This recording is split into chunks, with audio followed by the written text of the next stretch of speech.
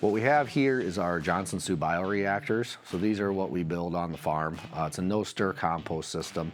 There's a lot of YouTube videos on this, how to make them. Different guys make them different ways. We use 40% carbon wood chips. We use about 40% straw, grass, a little bit of alfalfa. And then we'll put in just a little bit, like 10% or so, like livestock manure that we get from our cattle that we have. This all gets mixed in like a cattle feed mixer. It's this old feed mixer we bought. We mix it in that, add water to it, and then we have tubes in this, and we will fill this up. And then after about 48 hours, we'll pull them tubes out. And then we just water them daily from there. You can see we got a long temp probe in it. We watch the temperature on that. Once it gets under 80 degrees, we will add our worms with it. This here it's just over 80 degrees, so it's been about 2 months. It's still cooling down. I give it about 2 more weeks. It's gonna be under 80 degrees where we can throw our handful of red wigglers in and they'll continue to break it down. But it's amazing, there's mushrooms growing in this. You grab a handful and you smell it, and it already smells like timber soil, like, you know, just nice, healthy soil full of biology. Like, it just has that beautiful smell to it already. Like I said, this is no stir compost system. They're easy to manage. We'll water them real lightly every day. And it's a 12-month system. Takes about 11, 12 months. You can go longer, you can go shorter. Preferably the longer you go, the more fungal dominant you have.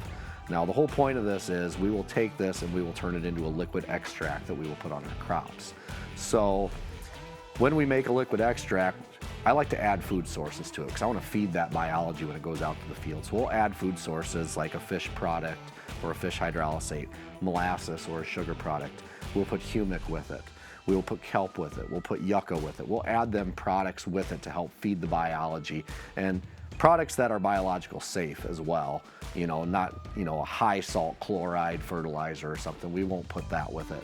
But we'll put more of a biological food sources with it just to feed them, to allow them the environment to reproduce and you know, make benefits to our soil. We like to run this in furrow, helps with plant root stimulant growth. Just putting biology in the soil so the biology can continue to reproduce.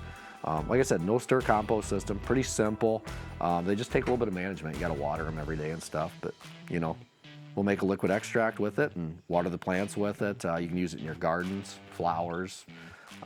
We use it in row crop. 2 pounds per acre is what we're putting down. So one of these is gonna be roughly 600 pounds, give or take. It might be a little bit heavier, might be a little bit lighter. I like to tell guys anywhere from 250 to 350 acres per one of these. It's just a chemical tote that we took out. We use the cage for that, and then we just put a seed sack in here with a false floor and the tubes, and then we pull the tubes, and then it's done. You know, after filled up, you just manage it. So, Johnson Sioux compost system. We were just down looking at our Johnson Sioux compost before that we make, and that is one way of doing a composting system. This is our other way we're doing it, and it's a continuous flow vermicompost system. It's 4 foot by 8 foot. It's a bigger, larger scale one. We put our food source on the top, whether it be some composted material from out on our like windrow compost piles. We'll also throw, like you can see on here, we got sweet corn ears that we had from supper last night, throwing them in, apple cores for making apple pies. There's some just leftover fruit and vegetables that we'll throw in here, banana peels and whatnot. And what it does is we feed the top, we just sprinkle it with water daily, and then on the bottom of this, there's a bar that slides back and forth that we just winch, and we'll crank that and we'll be able to pull about 2 to 3 inches off the bottom. We typically do that like every couple weeks or so. You're supposed to be able to do this every week. We don't always stay on top of it, and we like to also make it a slower breakdown process. The Johnson Sioux is a 1-year process. This, I would say from top to bottom, it's gonna take about 4 to 6 months to process. So it's still kind of a slower system, but not as slow as Johnson Sioux. That's more based on fungal dominance. This still has a lot of fungi in it. It's not quite as fungal dominant as the Johnson Sioux compost, but I grabbed some from the bottom or from the bag that we throw it in. This is what it looks like when it comes out the bottom. Nice black, rich, earthy material. Most of the worms stay towards the top, so you don't lose hardly any worms out the bottom, but it's got that rich, you know, it smells like like timber soil. It's beautiful earthy smell. So I just put that back on top, it'll be fine. But yeah, we'll feed this and then we'll use it to make our compost. It makes the compost that we use to make our extract that we put in furrow or water our plants, water our garden, whatever with. So we make an extract out of it and we'll filter it when we're all done.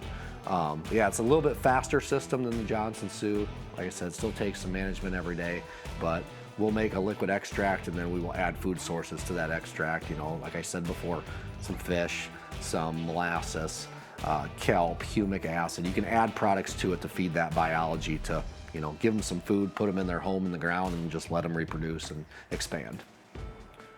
To make an extract, it can be done a lot of different ways: small scale, large scale, continuous flow, washing the compost, however you want to do it. This is just a real simple setup way that we've done it in the past. We've also got a continuous flow extractor, but this is just a simple, fast way if you want to do it as well. So what we got is a bucket. We drilled a whole bunch of holes in. We got a heavy duty tea bag that you can buy on Amazon or eBay, and we just put the compost into the tea bag, put it into the bucket. This is just our vermicompost or our Johnson Sioux compost, whatever compost we're using.